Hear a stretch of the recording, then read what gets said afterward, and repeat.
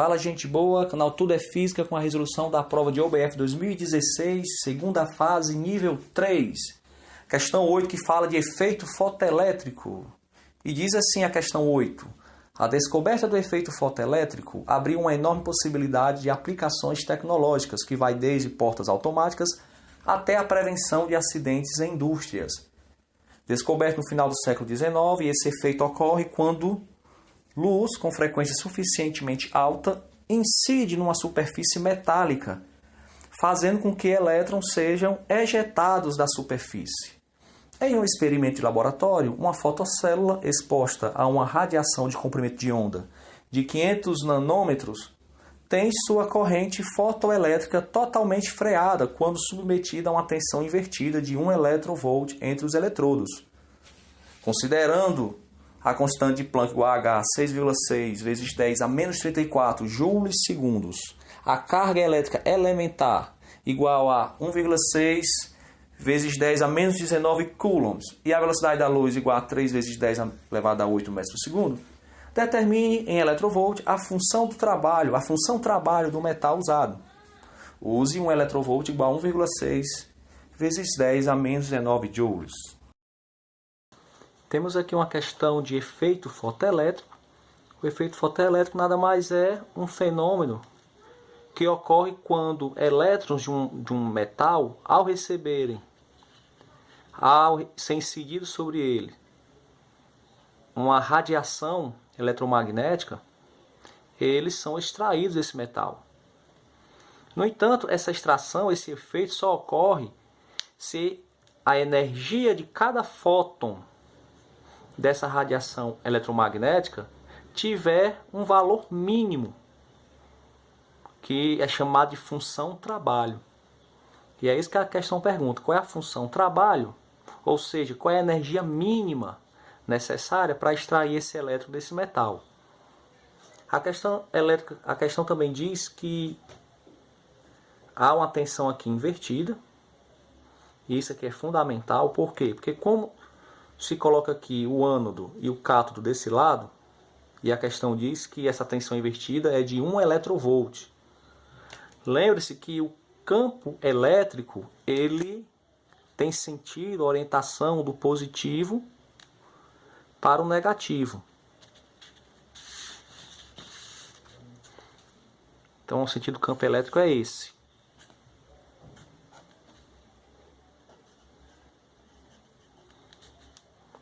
Porém, o elétron, que é uma carga negativa, ele sempre procura, carga negativa, o elétron, ele sempre procura potenciais maiores.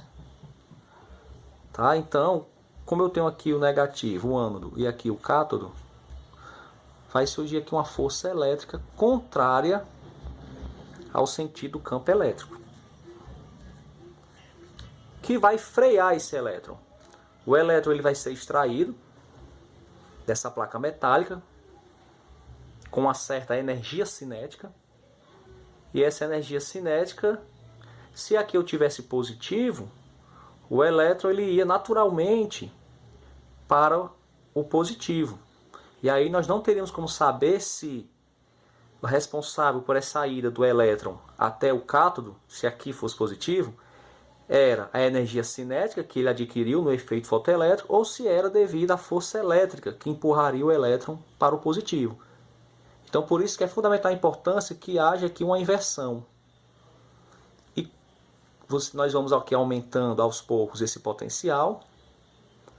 Se a energia cinética do elétron for maior do que essa tensão invertida, ele conseguirá chegar no ânodo. E nós teremos aqui o galvanômetro medindo a corrente elétrica. Mas vai chegar um momento que o potencial, que nós chamamos de potencial de barreira, de freamento, barreira de potencial de freamento, vai chegar um momento que ele vai ser tão alto que vai frear o elétron totalmente.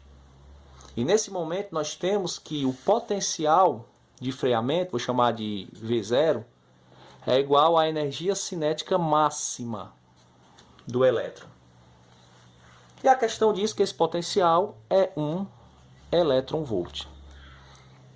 O que é o eletrovolt? O eletrovolt é uma unidade de energia que representa o trabalho necessário para se deslocar um elétron numa diferença potencial de 1 volt. Então, nesse caso, 1 eletrovolt é o potencial de freamento, que equivale à energia cinética máxima do elétron quando ele é extraído do metal. Vamos calcular a energia de um fóton que chega nessa placa, chamada de E. A energia do fóton, segundo Max Planck, é igual a HF. Aliás, segundo Albert Einstein, tá aqui. E o Albert Einstein ele utiliza a teoria quântica de Max Planck para explicar o efeito fotoelétrico, partindo do pressuposto que a radiação eletromagnética se comporta como partícula, já que o modelo ondulatório da radiação eletromagnética não conseguia responder, explicar esse fenômeno. Então nós temos que E é igual a H, que é a constante de Planck, vezes a frequência. A questão não deu a frequência, mas deu o comprimento de onda. E nós sabemos que velocidade é igual a lambda vezes F, comprimento de onda vezes frequência. Então a frequência é a velocidade dividido pelo comprimento de onda. Então eu vou substituir aqui o F pela velocidade, no caso da radiação eletromagnética, a velocidade C é 3 vezes 10 elevado a 8. E o comprimento de onda é 500 nanômetros.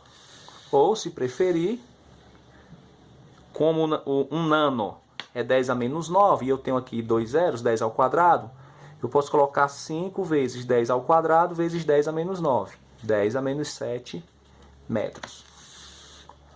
Esse é o comprimento de onda. 5 vezes 10 a menos 7. Então vamos lá. A energia de um fóton é igual a 6,6.